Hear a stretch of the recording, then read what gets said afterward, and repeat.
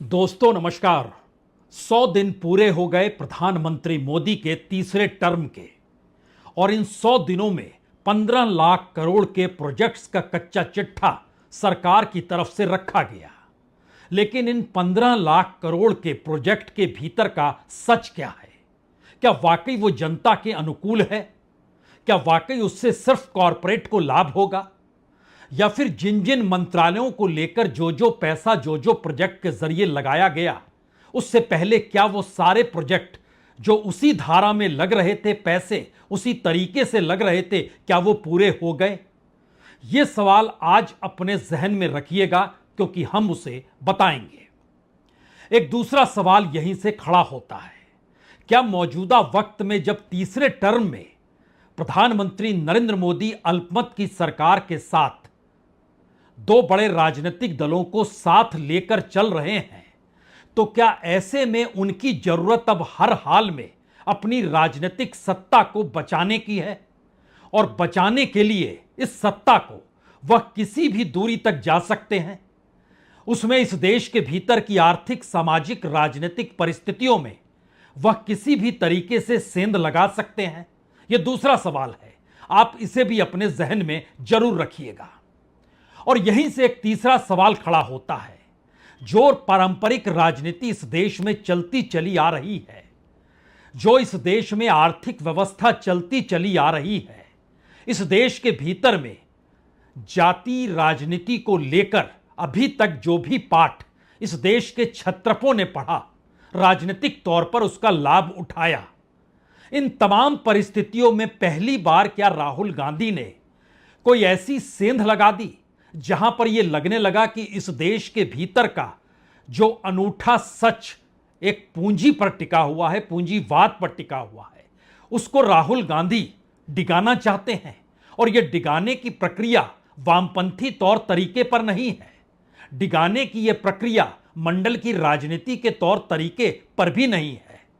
इस देश के भीतर में मुख्यधारा की राजनीति, मुख्यधारा के सवाल, मुख्यधारा में काम करने वाले लोगों की तादाद और मुख्यधारा में बहुत बड़ी पूंजी के साथ खड़े हुए चंद लोग, क्या उनकी अपनी जमीन राहुल गांधी के उठाए सवालों के बाद खिसक सकती है? यह तीसरा सवाल है। और इन तीन सवालों के अक्स तले अब चौथा सवाल इस देश में सबसे बड़ा खड़ा हो चुका है, क्या वाकई इसीलिए राहुल गांधी, जो कल तक कांग्रेस के गांधी परिवार के वारिस थे, कल तक वह सिर्फ एक सांसद थे, आज वह प्रतिपक्ष के नेता हैं संसद के भीतर, और प्रतिपक्ष के नेता को लेकर जो निशाना इस देश में नेताओं के जरिए, विधायकों के जरिए, सांसदों के जरिए, मंत्री के जरिए और यहां तक कि उपराष्ट्रपति के जरिए भी जो साधा जा रहा है, या क्या कोई सामान्य सी घटना है? या इस देश की राजनीति कहीं बदल ना जाए, या सत्ता कहीं गंवानी दी जाए, या फिर इस देश की सामाजिक, आर्थिक, राजनीतिक परिस्थितियां बदलने की दिशा में इस देश की जनता बढ़ ना जाए? क्या ये वो सवाल हैं जो मौजूदा राजनीति के भीतर से हिचकोले खा रहे हैं? और इसीलिए यह सवाल तब बड़ा हुआ जब 24 अगस्त को इलाहाबाद में संविधान पर अपना व्याख्यान देते हुए राहुल गांधी ने खुले तौर पर यह चेतावनी दे डाली कि इस देश की जनता अब तैयार हो गई है, और अब आपको जनता का आदेश मानना पड़ेगा, और अगर आप नहीं मानेंगे तो फिर कोई दूसरा प्रधानमंत्री आ जाएगा। 24 अगस्त यानी महीने भर पहले, उससे भी कम वक्त हुआ है, उसी सभा के बाद राहुल गांधी विदेश यात्रा पर गए, अमेरिका गए, और वहां पर जिन सवालों को जिस तर्ज पर वो उठा रहे थे, उसके बाद देश के भीतर एक बड़ी कतार खड़ी होती चली गई, और यह सवाल बड़ा होते चला गया, क्या वाकई इस देश में जो सत्ताधारी राजनीतिक दल के साथ है, उनका मंत्री है, यहां तक कि उपराष्ट्रपति भी प्रतिपक्ष के नेता को लेकर संवैधानिक तौर पर हमला करेंगे? कोई कहेगा कि उनका पासपोर्ट जब्त कर लिया जाए, जो आज रामदास अठावले ने कहा। कल कहा गया था हरदीप पुरी जो मंत्री हैं प्रधानमंत्री मोदी की कैबिनेट में। उन्होंने कहा यह जिन्ना की आवाज है जो राहुल गांधी कह रहे हैं। उपराष्ट्रपति जगदीप धनखड़ कहते हैं कि जी, यह संविधान की आत्मा को ना समझने की स्थिति है। और यह बात नीचे धीरे धीरे जब चलती चली जाती है तो कोई चेतावनी देता है इनकी जीभ काट डालो, कोई कहता है कि आपका हाल भी वही होगा जो इंदिरा गांधी का हुआ था। और उन सब के बावजूद भी कहीं कोई हरकत इस देश की राजनीति के भीतर सत्ता की तरफ से होती नहीं है।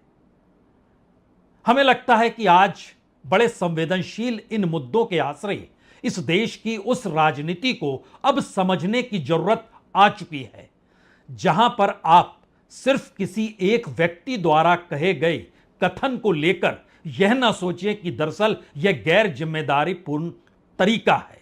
मसला यह है कि इस देश के भीतर की परिस्थितियां क्या राहुल गांधी ने वाकई राजनीतिक तौर पर डिगा दी है? सुनना चाहिए वो छोटा सा हिस्सा जो 24 अगस्त को इलाहाबाद में उन्होंने कहा था। आप लिख लो, अगर कोई सोचे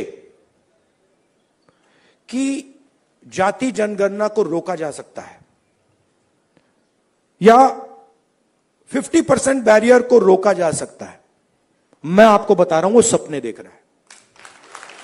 यह होगा ही होगा, इसको रोका नहीं जा सकता, क्योंकि हिंदुस्तान की जनता ने यह मन बना लिया है। ऑर्डर आ गया है, जनता से ऑर्डर आ गया है। अब आपको प्रधानमंत्री जी को यह बात एक्सेप्ट कर देनी चाहिए और ऑर्डर लागू कर देना चाहिए, और अगर नहीं करेंगे तो फिर दूसरे प्रधानमंत्री करेंगे। असल में राहुल गांधी जिन बातों का जिक्र कर रहे हैं, अभी तो यह राजनीतिक तौर पर सिर्फ एक मुद्दा है और इस देश में मुख्यधारा की राजनीति करने वाली कांग्रेस ने इसे आत्मसात कर लिया है। विपक्ष के तमाम नेता भी साथ खड़े हैं। लेकिन इन परिस्थितियों के भीतर एक सवाल तो यह है, क्या मौजूदा वक्त में जो प्रधानमंत्री मोदी की राजनीति है या उनकी अर्थनीति है, उस आश्रय अगर पहले 100 दिनों को ही आप अगर परखना चाहते हैं तो इस रूप में परख लीजिए कि उन्होंने कहा कि 15 लाख करोड़ रुपए की योजना वो लेकर आ गए हैं। आयुष्मान भारत योजना के तहत 70 से ज्यादा उम्र के लोगों को अब स्वास्थ्य लाभ मिल जाएगा, उनका इलाज हो जाएगा। पहले क्या स्थिति थी जब 70 तक नहीं पहुंचे थे? आयुष्मान भारत योजना का लाभ क्या वाकई इससे पहले 70 से कम लोगों को मिल रहा था जिनकी उम्र कम थी?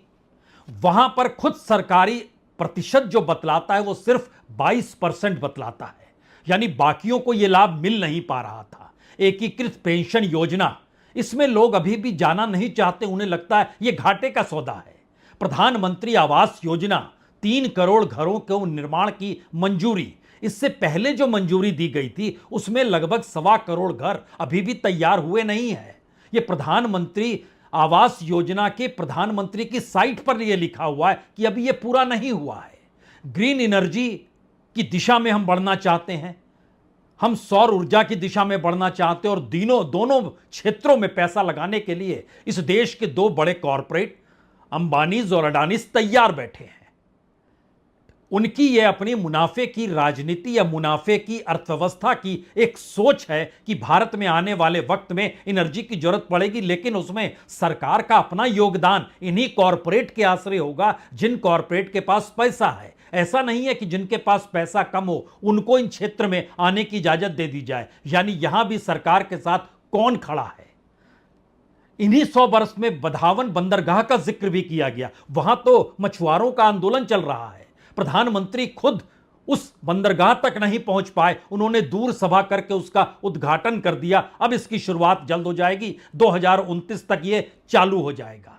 यानी एक इकोनॉमिक ढांचा हम सिर्फ आपके सामने रख रहे हैं कि 100 दिनों का इकोनॉमिक ढांचा इस देश के लोगों को अगर आर्थिक तौर पर मदद नहीं कर पा रहा है और राहुल गांधी जिस राजनीतिक परिस्थितियों को इस देश में लाना चाहते हैं और चाहते हैं कि उन्हीं तबकों से निकलकर लोग निर्णय ले, दलितों का हित कैसे हो सकता है? यह दलितों समाज से निकला हुआ व्यक्ति मुख्यधारा में शामिल हो, ओबीसी के भीतर से निकला हुआ शामिल हो, जो गरीब पिछड़े हैं उनके भीतर से लोग आए, ट्राइबल्स आए सामने, माइनॉरिटीज आए सामने, उनके भीतर से लोग अपने समुदाय को लेकर और उन जरूरतों को लेकर इन सवालों से जूझे कि उनकी सामाजिक सांस्कृतिक परिस्थितियां इस देश की मुख्यधारा की अर्थव्यवस्था और सामाजिक राजनीतिक व्यवस्था से बिल्कुल हटकर है, तो वो क्यों ना सोचे। राहुल गांधी की यह सोच भारत की राजनीति को बदल सकती है, लेकिन इस देश के भीतर की हकीकत जो मौजूदा वक्त में चल रही है वो क्या लोगों को संतुष्ट कर पा रही है। आरबीआई का आंकड़ा बतलाता है कि इस देश के भीतर में 64% लोग जो बैंकों में अकाउंट खोले हुए हैं उनके अकाउंट में 1 लाख रुपए से ज्यादा नहीं है। और आपको जानकर यह हैरत होगी, इस देश में जो भी सरकार ने पैसा लाभार्थियों के खाते में जमा किया है उस पूरे पैसे को अगर लाभार्थी लगभग 53 करोड़ हैं जिनके खाते खुले हैं, अगर एवरेज भी निकालिएगा तो उस पैसे में एवरेज 4000 रुपए आते हैं। यानी एक असमान परिस्थितियां इस देश के भीतर में राजनीतिक तौर पर यहां की आर्थिक नीतियों के आश्रय चलती है और राहुल गांधी उसी में सेंध लगाना चाहते हैं। और शायद इसीलिए उनकी तमाम राजनीतिक फिलॉसफी अब किसी को अच्छी लगती नहीं है, खासतौर से सत्ताधारी दलों को। राहुल गांधी ने जो अमेरिका में कहा, अमेरिका में ही इस दौर में हरदीप पुरी साहब पहुंचे हुए हैं। राहुल गांधी की बात को उन्होंने जिन्ना तक से जोड़ दिया। Not surprised that he's going around doing it, but it is, I think, ये जो मोहम्मद अली जिन्ना वाली बात थी पुराने जमाने में जो किया था कि या तो मुझे चाहिए जो मैं चाहता हूं, ठीक है, नहीं तो मैं इसको नष्ट करके रहूंगा सब कुछ, ये तो उस किस्म की माइंडसेट है। अब हरदीप पुरी वाशिंगटन में इस बात का जिक्र कर रहे हैं। वो एक पढ़े लिखे शख्स हैं, उन्होंने यूपीएससी की परीक्षा पास की है, वो आईएएस हैं, कई सरकारों के साथ काम कर चुके हैं और इस दौर में जब वो मंत्री बन चुके हैं तो उनके सामने एक सवाल तो है, अपने दौर में वह ईमानदार जरूर थे लेकिन मौजूदा वक्त में उनकी ईमानदारी आर्थिक परिस्थितियों से नहीं तौली जाएगी बल्कि इस देश की सामाजिक, आर्थिक, राजनीतिक परिस्थितियों के आकलन के तहत होगी। और यही सवाल इस देश में मौजूदा वक्त में हर उस किसी को परेशान कर रहा है जहां पर यह सवाल आता है कि इस देश में आदिवासी, गरीब, दलित, पिछड़े, मुस्लिम, इन सब लोग अगर हाशिए पर हैं तो इनको अगर मुख्यधारा में कोई लाने की राजनीति कर रहा है तो वो तो इस देश के पूरे उस पिरामिड को ही उल्टा कर देगा जिसके आश्रय एक पूरा सिस्टम चला रहा है।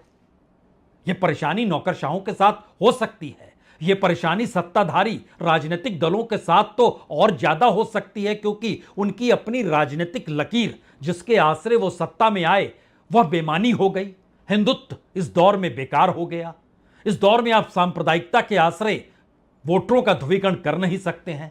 जातीय आधार पर अभी तक ध्रुवीकरण होता था, उसमें भी इस पूरी परिस्थिति ने एक झटका दे दिया जब जातिगत जनगणना का सवाल आया और यह सवाल आया कि समाज के भीतर किसकी कौन सी हालात है और उन हालातों को लेकर क्रीमी लेयर में भी परेशानी पैदा हो गई। सुप्रीम कोर्ट के फैसले को लेकर विपक्ष की राजनीति भी सड़क पर आ गई। यह परिस्थिति इस देश के भीतर में उस आर्थिक असमानता या समानता की दिशा में बढ़ते हुए कदम को लेकर है। तो कोई भी राजनीति इससे चौंकेगी और इसके लिए वोट पाने के लिए अभी उस दिशा की राजनीति करेगी जो आर्थिक तौर पर विपन्न लोगों को, गरीब लोगों को कहीं सक्षम बना सके या उनकी जेब में कुछ पैसा डाल सके। यही राजनीति तो इस दौर में चल पड़ी है। लेकिन राहुल गांधी के ऊपर निशाना क्यों इस दौर में, और निशाना भी इस हद तक और इस तीखापन के साथ। कोई कहता है कि इनके पासपोर्ट को जब्त कर लीजिए, कोई कहता है कि आपका वही हाल हो जाएगा जो हाल आपकी दादी का हुआ था, कोई कहता है इनकी जबां काट लीजिए, हम आपको इनाम में दे देंगे। और यह परिस्थिति बीजेपी के उन नेताओं के साथ जुड़ती चली जा रही है जो इस दौर में सत्ता में है। दो आवाजों को सुनिए, एक तरफ केंद्र में मंत्री रवनीत बिट्टू और दूसरी तरफ जो पहला सवाल तरविंदर सिंह मारवा ने उठाया था कि आपकी हालत वैसी कर दी जाएगी जो आपकी दादी की गई थी, वह भी एक वक्त दिल्ली में मंत्री रह चुके हैं। सुनिए जरा, इन परिस्थितियों के साथ समझ पाएंगे कि समाज के भीतर का तीखापन राजनीतिक तौर पर किस दिशा में इस देश को ले जा रहा है।